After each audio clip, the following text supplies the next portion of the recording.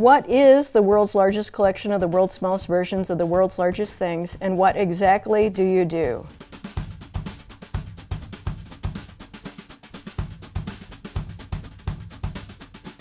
Well, it seems pretty self-explanatory. It is the world's largest collection of tiny miniatures of roadside attractions billed as world's largest.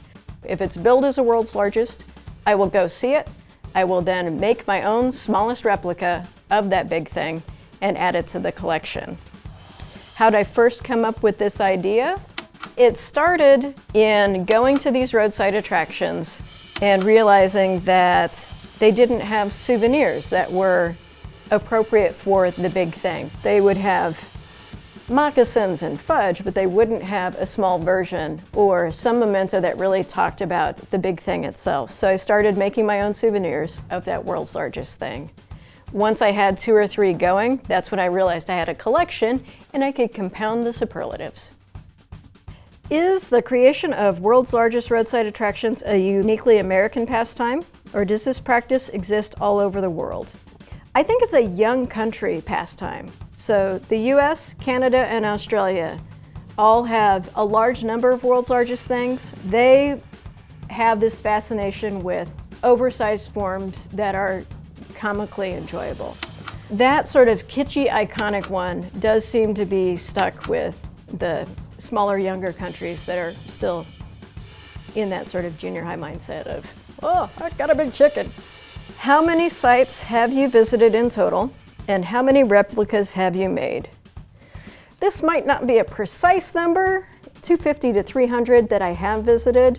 Replicas are only in the 100 to 125 range. What percentage of the year are you out on the road? Each year is a little bit different, so on the intensive on the road years, it can be up to 6 months. Last year, I stuck a little bit closer to the home base because now with the Roadside Sideshow Expo, I'm trying to build up this museum environment, so I took a few less trips, so there's maybe only 1 trip a month. Adds up to 3 or 4 months out of the year. Any less than that, and I get really, really antsy. What decade was the golden age for creating world's largest attractions, and why? The early ones were really in a response to the interstate system, trying to remind people to get off of the interstate and come visit their towns.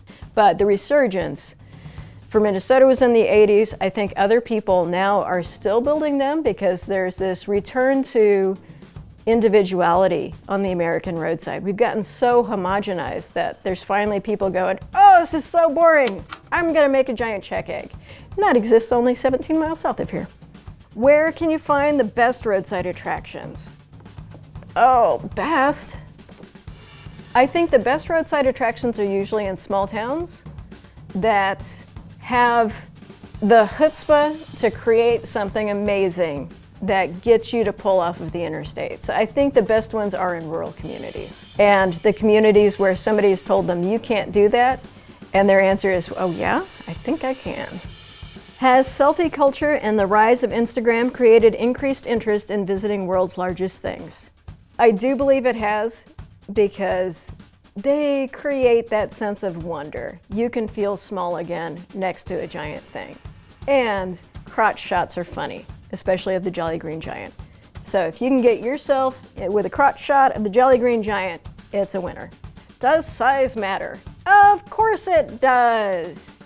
The worst monument I ever saw was in Durant, Oklahoma. They told me there would be a big peanut there. All through downtown, there are little blue signs that said, big peanut that way. Finally, I drove up to the courthouse to see if maybe they could tell me where the big peanut was. I pull up and I look up and there's this monument to a peanut that was only that big. I was so mad I didn't even take a picture. Which world's largest thing would emerge victorious if they all miraculously sprang to life and battled Godzilla style for supremacy? Paul Bunyan's gonna stomp out most stuff.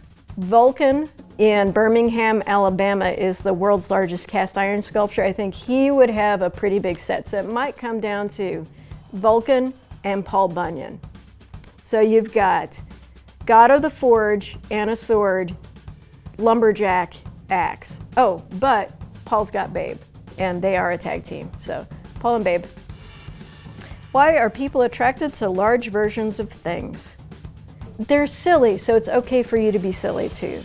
So I think large versions of things are permission slips that adults need to reconnect with their children or their inner child.